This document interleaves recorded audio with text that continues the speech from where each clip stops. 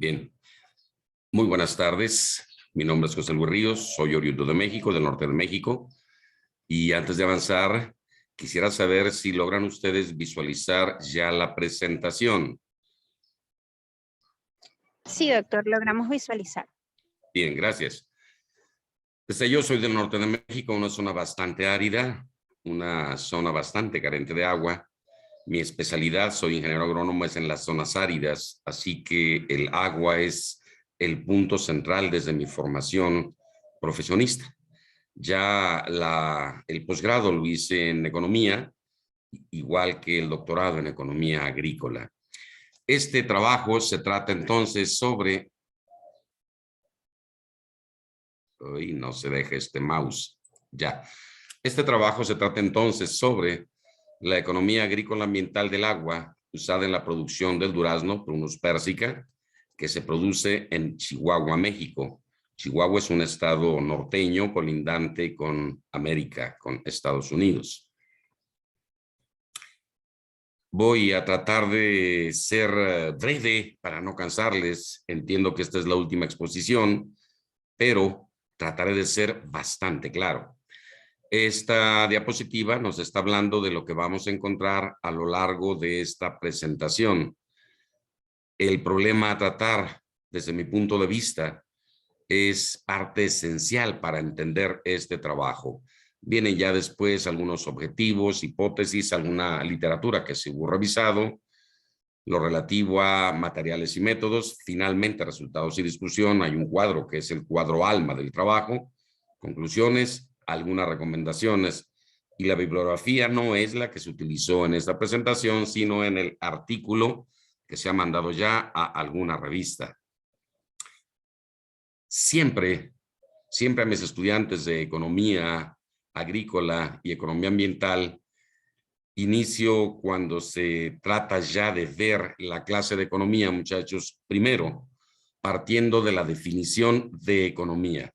Lo digo porque este trabajo que se está presentando en este Congreso Ambiental y Forestal no es en sí sobre el agua, no es en sí sobre el durazno, sino es un trabajo de naturaleza eminentemente económico.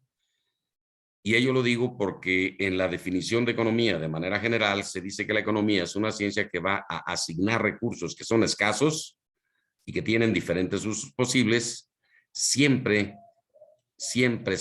teniendo en mente un objetivo, una meta, algo por lograr, siempre que se hace esa asignación.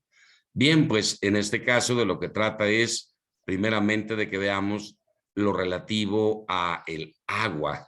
Siempre les pregunto a mis alumnos qué tienen en mente respecto de si el agua la consideran un recurso escaso o un recurso abundante, dado que el sentido común siempre nos ha hecho creer de que el planeta Tierra, también llamado planeta azul, porque del espacio se lo ve azul por el color del agua, siempre se nos ha hecho sentir por el sentido común, válgame la redundancia, de que el agua es un recurso abundante en extremo. 3/4 partes de la superficie terráquea es agua. Desde el exterior se ve nuestro planeta color azul. Allí que toda la gente piense que el agua es muy abundante. No obstante, cuando la vamos desagregando primero en sus dos componentes, el agua salada y el agua dulce, ya desde ese punto cobra relevancia la palabra escasez. Recordemos que la economía trata con bienes que son escasos y que pueden tener muchos usos. El 97,5% del total de agua del planeta, que se estima, cerrando cifras, en 1.386 millones de kilómetros cúbicos, es decir, algo así como 1.351 millones de kilómetros cúbicos, es agua salada. Que si bien el agua salada ya es utilizada en algunas regiones del mundo, aquí en México ya se lo utiliza para irrigar algunos cultivos, para el consumo doméstico, para el consumo urbano. El hecho es de que con el estado actual de la tecnología, el desalinizar el agua es bastante caro. Así que no puede decirse que ese 97,5% de agua salada de los mares y océanos sea disponible para el ser humano. Nos queda entonces el 2,5% de agua dulce, ya de suyo, desde aquí, 2,5% me dice, oye, este recurso agua es escaso, pero esa es la buena noticia. Cuando desagregamos el total de agua dulce del planeta y hacemos que ahora ese volumen de agua dulce, 34.65 millones de kilómetros cúbicos, sea el 100%, resulta que casi todo es indisponible para el ser humano, ya que el 30,8% es agua subterránea en extremo profunda, hablo de 2 kilómetros o más de profundidad, y que con el estado de la tecnología contemporánea no es fácilmente accesible para el ser humano, aunque ya hay regiones aquí en México y en otras partes donde el abasto urbano se da precisamente con aguas que están a más de 2 kilómetros de profundidad. Y el casi 69% de esa agua dulce está indisponible para el ser humano en forma de glaciares, casquetes polares, permafrost, etcétera. Solo le queda al ser humano, pues, un 0.3% de ese 2.5%. Es decir, cuando ya traducimos el volumen de agua disponible para el ser humano y almacenada en ríos, lagos, lagunas, resulta que el agua dulce disponible para el ser humano es un bien en extremo escaso, ya que representa solamente el 0.00, cierro cifras, 75% de todo el agua del planeta. Ojo, esto es un dato a nivel mundial. El agua se distribuye de manera muy diferente en todo el globo terráqueo. Hay regiones que tienen relativamente bastante agua, otras que tienen una dotación relativamente mediana y otras que definitivamente carecen de ella. Sin embargo, no olvidemos que vivimos todos bajo un mismo techo, la tierra. Y pensar que el mal uso que se hiciera del agua en Timbuktu no nos va a afectar, no nos afecta. Estamos ligados globalizados en un sistema ecológico mundial. Ahora bien, si el agua del mundo es muy poca, ¿quién la usa? ¿Quién es el usuario principal de esa escasa agua dulce que hay en el mundo? El cuadro que aparece en la parte izquierda nos habla de diferentes países, los primeros 10 países que extraen más agua del subsuelo en el mundo, solamente agua del subsuelo. Está en miles de hectómetros cúbicos. Recordemos que un hectómetro cúbico es 1.000.000 de metros cúbicos. Los dos principales consumidores, India y China, destinan el primero 761, el otro 608, estoy cerrando cifras, miles de millones de metros cúbicos al año. México aparece por ahí en el no honroso 7º lugar, consumidor de agua dulce extraída del subsuelo. América del Norte con 486 miles de millones de metros cúbicos de agua. Y India y China utilizan, si ustedes se fijan, en la 1, 2, 3, en la cuarta columna de uso agrícola, utilizan mucho de su agua dulce que extraen del subsuelo para la agricultura. 90% en el caso de la India, 65% en el caso de China. En México es el 76%. El promedio mundial es el 80%, es decir, 8 de cada 10 litros de agua dulce del planeta se utilizan en la agricultura y el resto va para el uso industrial y el consumo urbano doméstico. Muy brevemente, hablar de la extracción tan enorme que hacen China y la India de agua, eso daría pie para una conferencia, una plática de 2 o 3 o más horas. No puede estar ubicada geográficamente la India y China en una peor posición geográfica. Extrae tal volumen de agua esa región, India y China, que equivale más o menos a todo el agua de los lagos superiores en Estados Unidos. Al estarse extrayendo tanta agua, se está desbalanceando el centro de gravedad de la Tierra, haciendo con ello que el eje de rotación esté ya, no es algo futurístico, esté ya inclinándose y se estima que no más de una centena de años, lo que ahora es el Ecuador pasarán a ser el Polo Norte, lo que ahora es el Polo Norte o el Polo Sur pasarán a ser el Ecuador.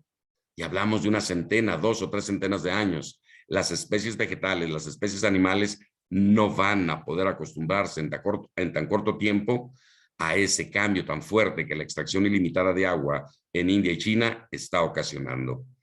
El recuadro derecho solo se habla para el caso de México de a dónde se destina el agua para la agricultura, para el público urbano, la industria, etcétera.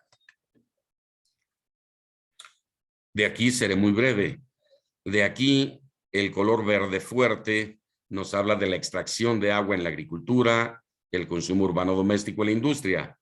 Y el color verde claro en el caso de la agricultura nos habla de cuánto se consume. Así que la brecha color gris que aparece entre el color verde fuerte y el verde claro en el caso de la agricultura o en el caso de también la industria y el consumo doméstico, nos habla de que se está extrayendo más agua de la que se consume. En pocas palabras, se la está mal usando, se la está desperdiciando. O permítanme utilizar lo que dijo la doctora de Chiapas, está habiendo malas prácticas en el consumo de agua. Si el agua del mundo es muy poca y quien más la usa es la agricultura, cabría la pregunta, oye, ¿la agricultura está haciendo un uso adecuado de la escasa agua que hay en el mundo y que ella es quien más la consume? Por desgracia, la respuesta es no. En la parte derecha se habla en un sistema cartesiano en el eje de las X se mide el valor de la producción que se pierde como un porcentaje del total de la producción y va de menos a más, mientras que en el eje de las Y se está midiendo qué tanta ganancia, qué tanto beneficio se obtiene por metro cúbico de agua utilizada, según quien la use. Así podemos ver en el eje de las X que la agricultura tiene un gran porcentaje de pérdida de su valor y ello es debido a que la agricultura depende de las fuerzas ciegas de la naturaleza, con todo y lo que técnicamente se haya logrado de avance en la agricultura en los últimos decenios. No así la industria. La agricultura tiene un bajo porcentaje de pérdida al utilizar el agua. ¿Por qué razón? Porque sus condiciones son controladas. Sin embargo, sucede lo contrario en el caso de la ganancia que se genera por metro cúbico de agua. Observamos que la industria genera mucha más ganancia por metro cúbico que la agricultura. Y solo una muestra para el caso de México en la parte inferior derecha, donde ahora tengo el cursor. Si un metro cúbico de agua lo utiliza la agricultura, va a generar una ganancia de 2 pesos aquí en México. Pero si ese mismo volumen de agua, un metro cúbico, lo utiliza la industria, va a generar una ganancia de 523 pesos. Es decir, el agua del mundo es muy poca, quien más la usa es la agricultura y pareciera ser que en términos económicos no la usa bien. Al extremo izquierdo tenemos algunos datos para México que simplemente nos señalan por parte de la CONAGUA, Comisión Nacional del Agua, que el uso del agua en la agricultura es en mucho porcentaje perdido. Dice aquí que el 57% del agua que se consume se pierde por evaporación, por percolación, etcétera, o por un mal sistema de conducción de la red hidráulica. Se está haciendo entonces un mal uso del agua. Por desgracia, esta diapositiva es fija, no es dinámica, pero se presenta lo que otrora fue el Mar de Aral en exrepúblicas soviéticas de Uzbekistán, Turkmenistán y Tayikistán. A este Mar de Aral, que era el cuarto lago de agua dulce, el cuarto lago más grande del mundo, a partir de los 60, la Unión Soviética decidió producir algodón por el hecho de que se le fugaban muchas divisas, en tanto dependía del algodón de la India y de Egipto. Se decidió producirlo en territorio soviético. ¿Cómo? Pues utilizando una tercera parte del caudal del río Amudarya, que es quien abastecía una principal fuente del Mar de Aral, repito, era de agua dulce, el lago más grande del mundo, se utilizó para producir algodón. Fue un hitazo económico. La URSS pasó de ser un comprador de algodón a ser un vendedor de algodón para el mundo. En términos económicos fue un verdadero hitazo, un éxito, pero el problema o el costo ecológico fue terrible. Del mapa que aquí se presenta a la parte izquierda, donde se ve el tamaño del lago, no es ya el tamaño original, porque es el tamaño que tenía el año 2000, que ya era pequeño, ya se había reducido Actualmente a 2018 queda solamente alrededor de entre un 5% del tamaño del lago que originalmente existía. Y se perdieron muchas especies de flora, de fauna, y con ello todo el desastre ecológico que se vive en esa región de Uzbekistán y Turkmenistán. Unas polvaderas terribles. No solo se incurrió en pérdida de diversidad biológica, sino que también el mar de Aral, el lecho del mar de Aral es tan salado que la polvareda que se levanta con los vientos es tóxica, causa cáncer, en fin. Y yo lo menciono esto porque yo, al ser del norte de México, específicamente de la comarca lagunera, en los estados de Coahuila y Durango, nos sucede algo similar. El nombre de aquí es Comarca Lagunera. Si ustedes vinieran a la comarca lagunera, verían esto. No hay ningún lago ya. Se nos desecó. Y adivinen qué, fue por el mismo algodón. El mismo cultivo que secó el mar de Aral en la Unión Soviética. Y más o menos en los mismos años, 1960. Nos hermana pues la misma desgracia por el mismo cultivo, el algodón. Un instrumento que nació aproximadamente en el año 2002 es el de la huella hídrica, que no es otra cosa más que cuánta agua se requiere para elaborar un bien o servicio. Y la clasifican Hoekstra y Mekonnen en huella hídrica de 4 tipos. La huella hídrica azul, la verde, la gris y la total. La total es la suma de ellas. La huella hídrica azul se refiere a el agua que se usa en la producción de un bien o servicio cuando el origen del agua es ríos, lagos, acuíferos. La verde es la relativa al uso de la lluvia. Y el agua que está almacenada en el suelo. La gris es el agua que se necesita para asimilar los contaminantes y desechos que se vierten en la producción. No es el uso de aguas grises, no. Es el agua que se contamina, que es necesario usar para descontaminar, perdón, a el suelo. En este caso, el problema a tratar que aquí tenemos, muchachos, es en este trabajo, es que sabiendo que el agua disponible dulce para el ser humano es muy escasa, 0.075%, y que equivale a solo el 0,3% del total de agua dulce del planeta, pues se propone en este trabajo evaluar con qué eficiencia, con qué productividad física, económica y social se lo utiliza en la producción del cultivo de durazno en Chihuahua, específicamente en las locaciones de Nuevo Casas Grandes, Janos, Namiquipa, Cuauhtémoc y Vachíniva. Son municipios del estado de Chihuahua en el norte de México.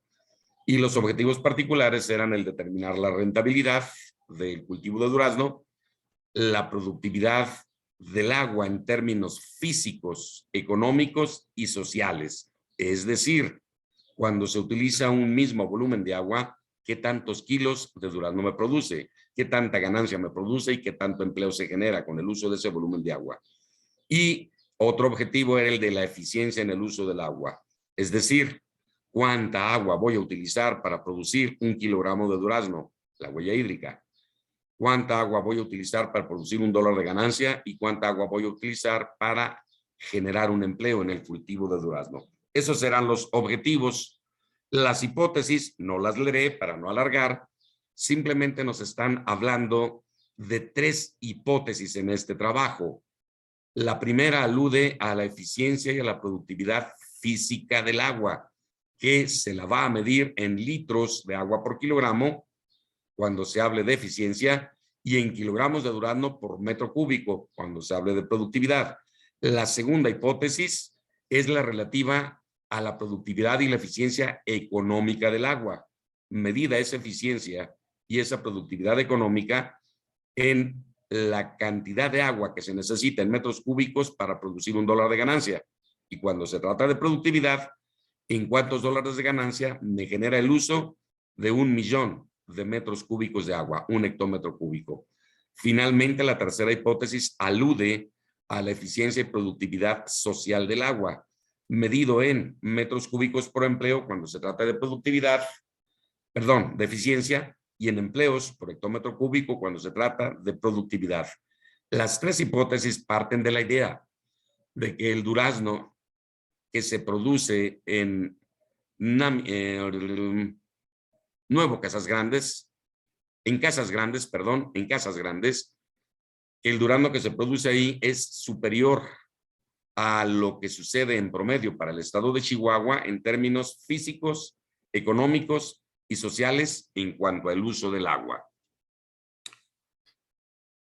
La huella hídrica, decíamos ya, es un indicador que nos habla de cuánta agua utilizamos para elaborar un bien o servicio. Ahorita veremos algunos indicadores. Y una variante de la huella hídrica serían los índices de productividad y de eficiencia. La diferencia entre los índices de productividad y de eficiencia respecto de la huella hídrica es que en el caso de la huella hídrica se considera el agua que se utiliza no solo en la producción, sino en el transporte, en el almacenamiento, etcétera. Mientras que estos índices que aparecen en las dos ecuaciones en la parte inferior nos hablan del agua solamente que se usó en la producción. Estas dos ecuaciones generales, que yo llamaría ecuaciones madre, son generales en tanto el producto Q puede ser de naturaleza física, kilogramos, por ejemplo, por hectárea, económica, ganancia por hectárea, o social, empleo generado por hectárea. El volumen de agua, pues, va a condicionarse en función del agua que se usó en la producción y va a condicionarse para que sea más accesible al lector entender el indicador. Si ustedes se fijan, el índice de eficiencia no es otra cosa más que el inverso del índice de productividad. Se invierten las variables. En el caso de la productividad, el índice de productividad, la ecuación nos dice que Q va arriba y V va abajo, mientras que esto se invierte en el de eficiencia. Utilizan ambas la misma variable, sin embargo, tienen connotación diferente. Un índice de productividad me va a decir, por ejemplo, cuánta ganancia se generó al utilizar un determinado volumen de agua, un hectómetro cúbico, o cuántos kilogramos se produjeron por cada metro cúbico, o cuántos empleos se generaron por cada hectómetro cúbico. No así un indicador de eficiencia, donde nos va a decir cuánta agua fue necesaria para producir un kilo, cuánta para producir $1 de ganancia o cuánto para producir un empleo. Y son ecuaciones madre, veremos un poquitico más adelante, porque da origen a 6 ecuaciones particulares. En los datos particulares del durazno, que en este caso el durazno no es más que la simple materia prima sobre la cual va a recaer todo lo que es la metodología económica, ambiental, se va a aplicar en el durazno como se puede aplicar en manzana, en palma, de lo que habló la doctora de Chiapas, en palma productora de aceite, para ver cuánta agua se necesita para producir 1 kilogramo de coco aceitero, etcétera. En este caso, el durazno es, repito, solo la materia prima sobre la que recae el accionar de la economía, la metodología económica. Y aquí se presentan los datos botánicos del durazno. Llegamos hasta que el género es Prunus y la especie es Prunus persica. Pertenece a la familia Amygdaleae. En este cuadro se presentan los datos relativos a la producción, consumo, importación, y no me acuerdo qué otro, ya lo veremos ahorita, e importaciones, por cierto, del durazno y nectarinas en el mundo.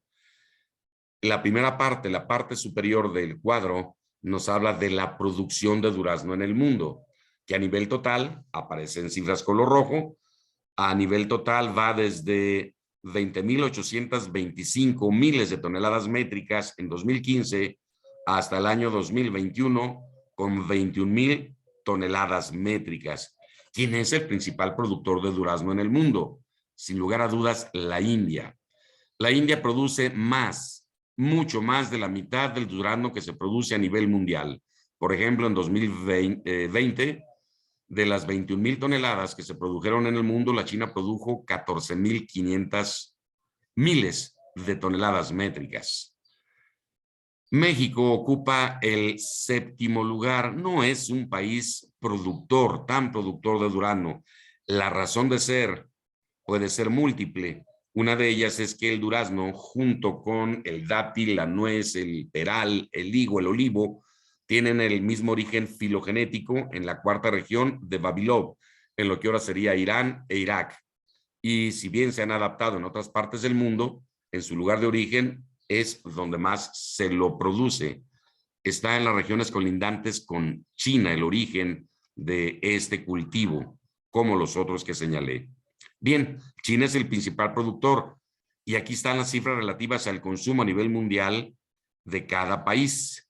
Hablamos de que casi 21,000 miles de toneladas en 2015 subió hasta poquitito más de lo que en 2015 se producía, 20,900, casi 21,000 miles de toneladas. Ahora bien, ¿quién es el principal consumidor de durazno en el mundo? Vuelve a aparecer China.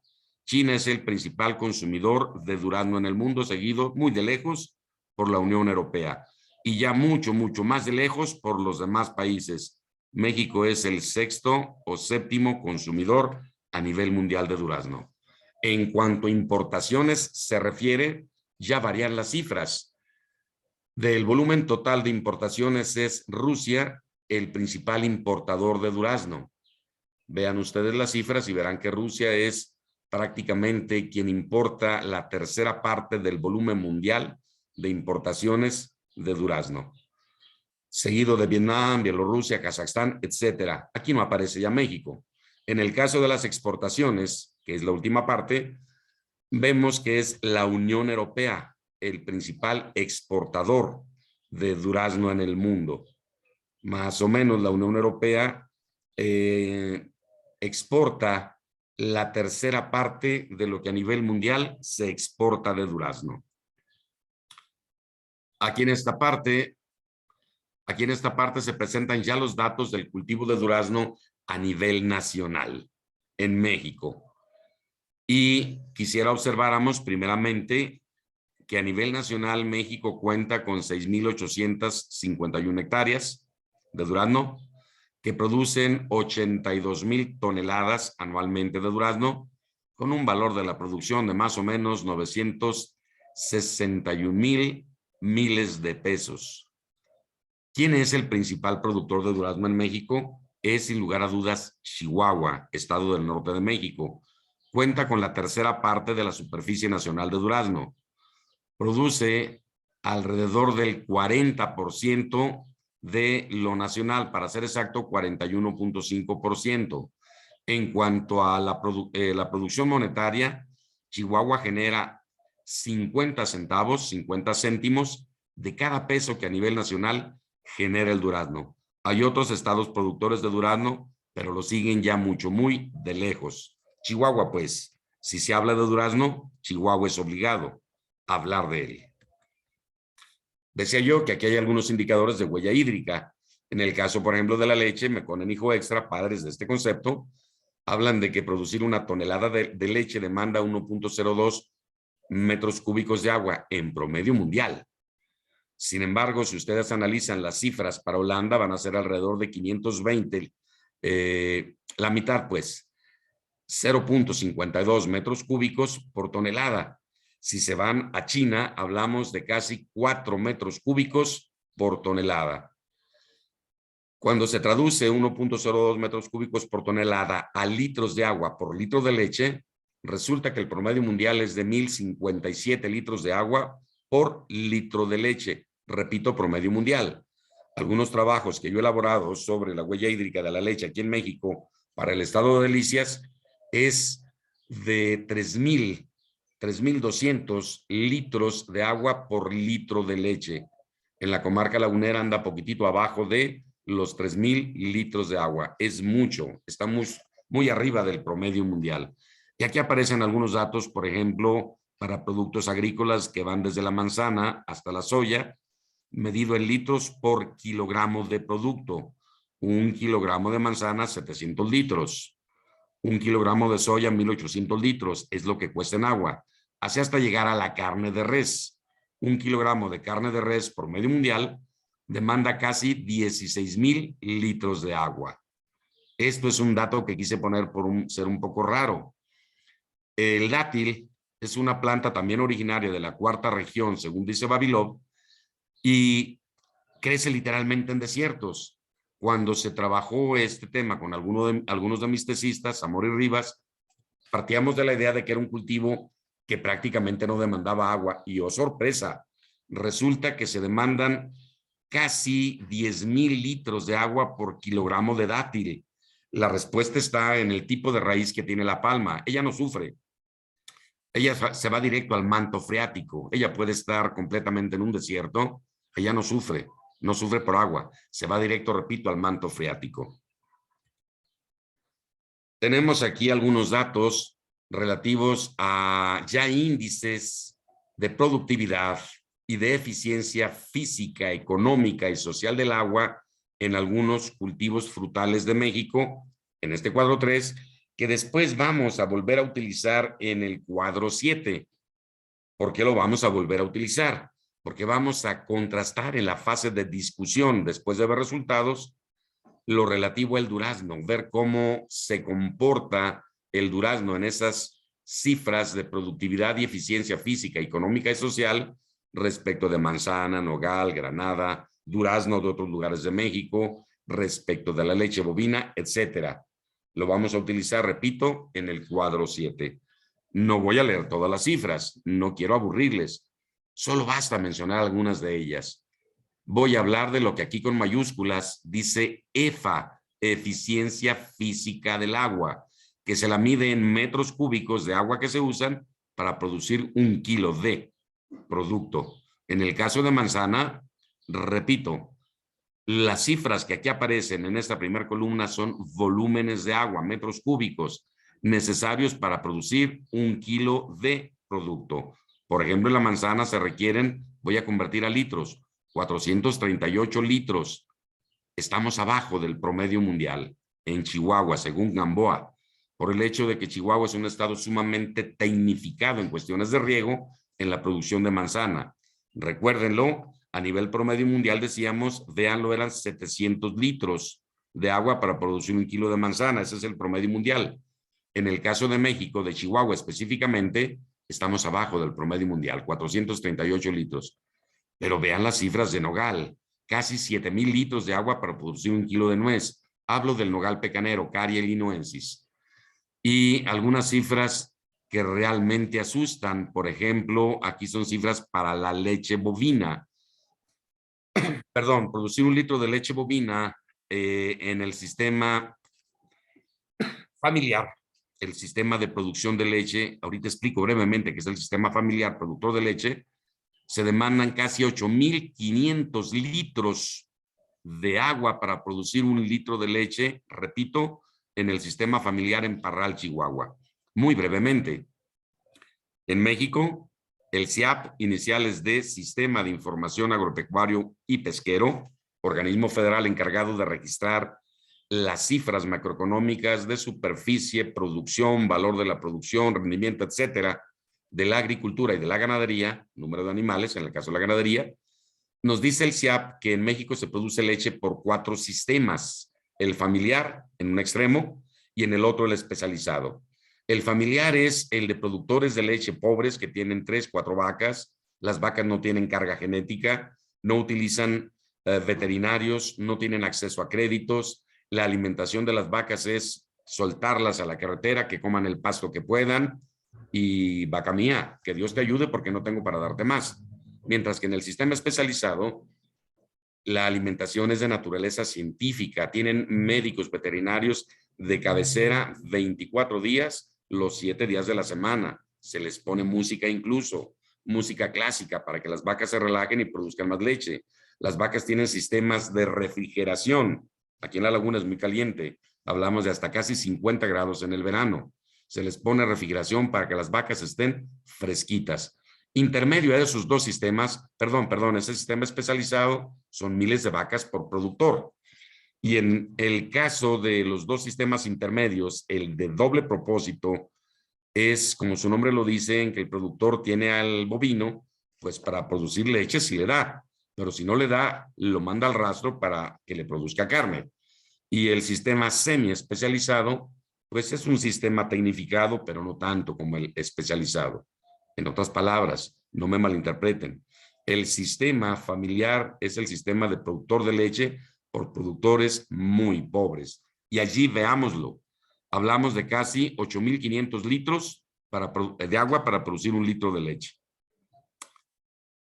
Saltemos solamente a otros indicadores. Voy a irme a el de productividad económica.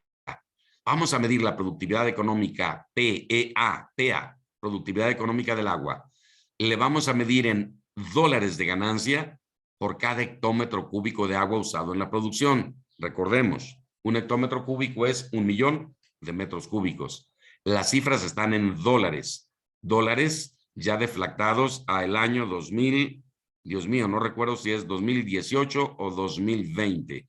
Hablamos de que si se usa 1.000.000 de metros cúbicos en la producción de manzana, nogal, granada, etcétera, hasta llegar a leche bovina, estos montos que aquí aparecen en esta columna, la penúltima, es la ganancia en dólares que va a producir ese 1.000.000 de metros cúbicos. $620,000 en el caso de la manzana.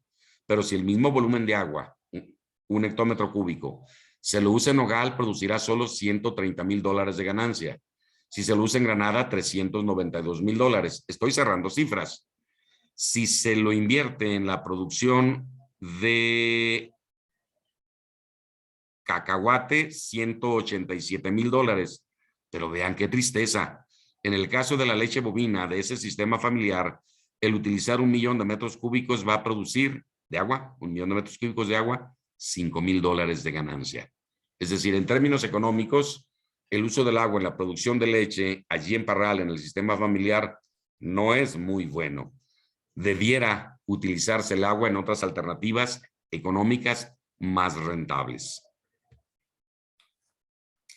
Aquí son solamente algunos datos de la locación del estado de Chihuahua. Véanlo, está al norte de México. Colinda al sur con Sinaloa, el estado de Durango también. Al este colinda con el estado de Coahuila, de donde ahora les estoy hablando, y el estado de Sonora al oeste de Chihuahua. Al norte estaría Estados Unidos. Las estrellas que están ahí son los municipios que aparecen en la parte derecha en bastardillas, negritas y tamaño grande. Bachíniva, Casas Grandes, Cuauhtémoc, hasta llegar a Nuevo Casas Grandes. Son los municipios productores de durazno en Chihuahua. Decía yo que había 2 ecuaciones madre. Rápidamente me regreso hacia atrás.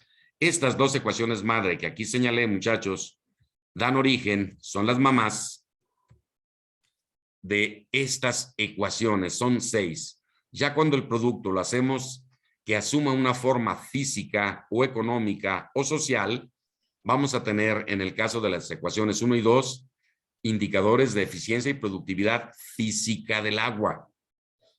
Cuando el producto Q asume la forma de ganancia, vamos a tener indicadores 3 y 4, los que aparecen aquí señalados con 3 y 4 de eficiencia y productividad económica del agua. Finalmente, cuando el producto no es físico ni económico, sino social, empleo que genera el cultivo, va a asumir las ecuaciones 5 y 6, relativa a la productividad y la eficiencia social del agua. Solamente quiero comentar, no es que el agua genere empleo, no genera empleo, pero el uso del agua en cualquier actividad económica está asociada a la generación de una mayor o menor cantidad de agua. Vamos, en el caso del espárrago, se demandan alrededor de 250 jornadas de trabajo, 250 días de trabajo por hectárea, mientras que en el caso del trigo que se produce en San Luis Río Colorado, en Sonora, México, sumamente tecnificado ese trigo, demanda menos de una jornada de trabajo por hectárea. De allí que si se lo invierte en espárragos se va a generar mucho empleo. Si el agua se le invierte en trigo se va a generar muy poco empleo. Entonces no es que el agua genere empleo, sino que se asocia a actividades que generan o más o generan menos empleo.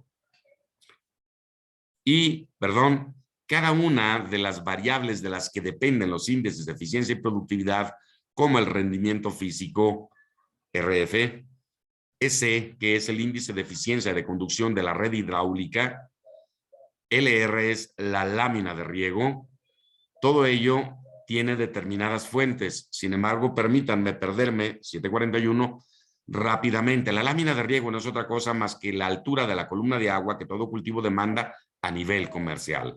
Cada cultivo tiene una lámina de riego específico. En el caso de la alfalfa, aquí en la laguna, 1,5 metros. En el caso del maíz, maíz grano, 45 centímetros de altura la columna de agua que se demanda por hectárea. Todas las variables que ya aparecen provienen de lo que actualmente es la Secretaría de Agricultura o de FIRA, que es un banco de segundo piso, banco de bancos. Es un banco que presta dinero a bancos para el desarrollo agrícola. Significa FIRA, fondos instituidos en relación con la agricultura. Es un organismo federal. Repito, es una banca de segundo nivel. Otros indicadores como las láminas de riego, los índices de conducción de la red hidráulica, nos lo da el Centro Nacional de Investigación Disciplinaria en relación a agua, suelo, plantas, atmósfera. Es un organismo que depende del INIFAP, Instituto Nacional de Investigaciones Forestales, Agrícolas y Pecuarias. Y lo único que hace es indagar, investigar lo relativo al uso del agua en los cultivos.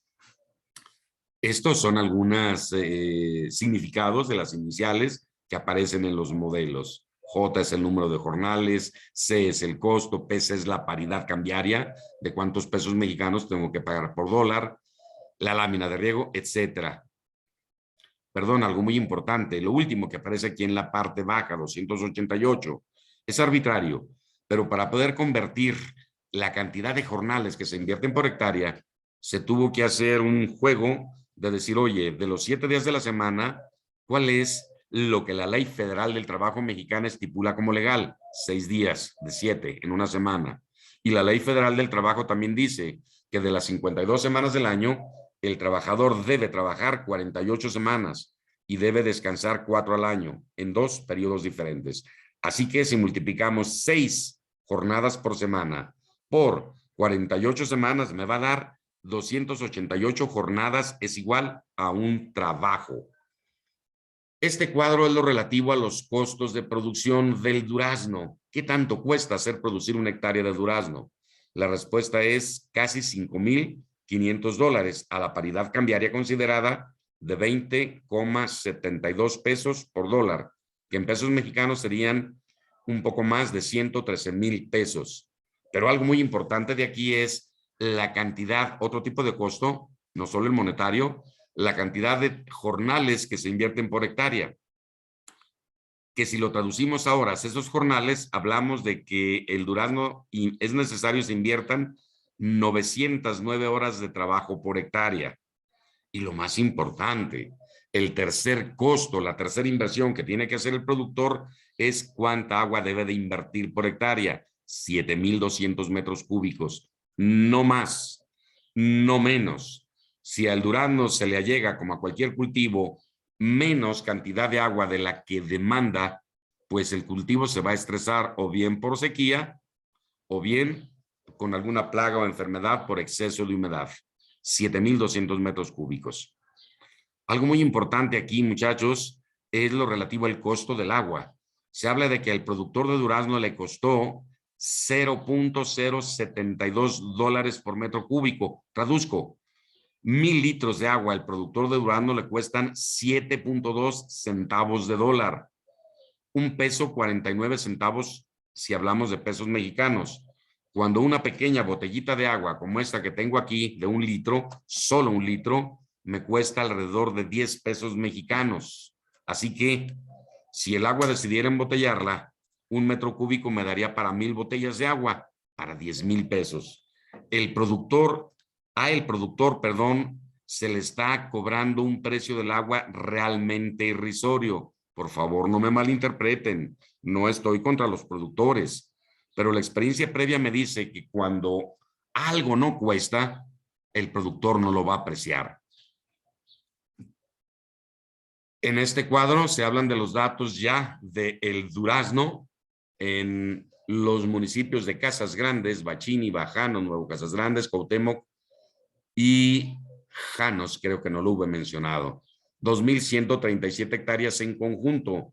Casas Grandes es quien más produce, 1,304 hectáreas.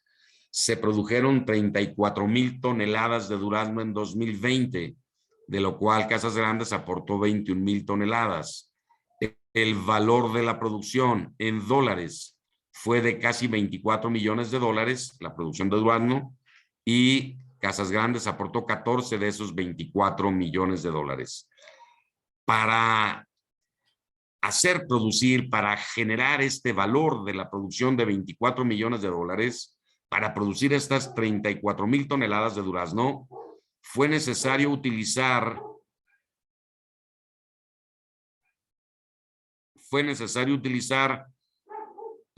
volumen de agua usado, sí, estoy bien. Fue necesario utilizar 15 hectómetros cúbicos, es decir, 15.4 millones de metros cúbicos de agua. Se generaron 800, cierro cifras, 43 empleos en la producción de durazno y la inversión fue de casi 12 millones de dólares. Este cuadro es el alma y son las 7:47.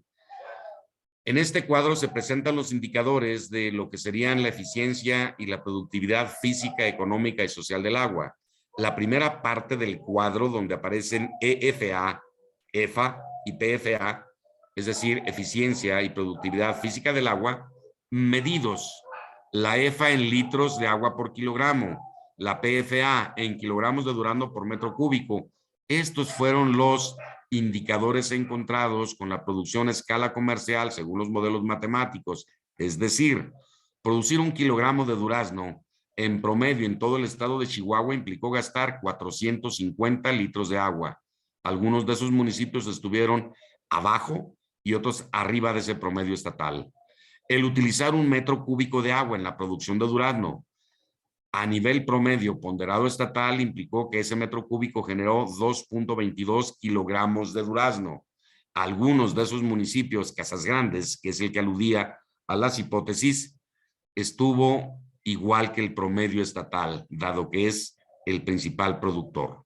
En cuanto a los índices de eficiencia y productividad económica del agua, medidos en el caso de la eficiencia, en metros cúbicos de agua usados en la producción para producir $1 de ganancia, y en el caso de la productividad se lo midió en dólares de ganancia por cada metro cúbico.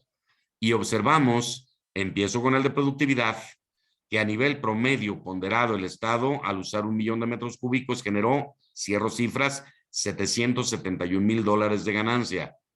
Y aquí están las cifras particulares para cada uno de ellos.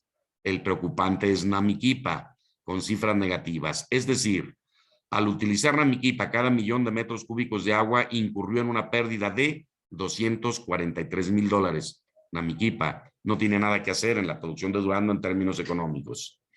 Finalmente, lo relativo a la eficiencia y productividad social del agua. Medidas: la eficiencia en metros cúbicos de agua que se necesitan por cada empleo que se genera. La productividad medida en empleos que se generaron por cada hectómetro cúbico de agua utilizado. En el caso del indicador de eficiencia, observamos que en todas las locaciones es de 18,254 metros cúbicos de agua por cada empleo, porque salen iguales, porque la fuente FIRA, fondos instituidos en relación con la agricultura, responsable de generar los costos de producción a nivel estatal, nos dice que se invierte la misma cantidad de jornales de trabajo en todo el estado. Y en el caso de los empleos generados por esta misma causa resulta con igual indicador, casi 55 empleos al utilizarse 1 millón de metros cúbicos de agua en la producción. Y vuelve a aparecer el precio del agua que teníamos, 7.2 centavos por metro cúbico, que es baratísimo.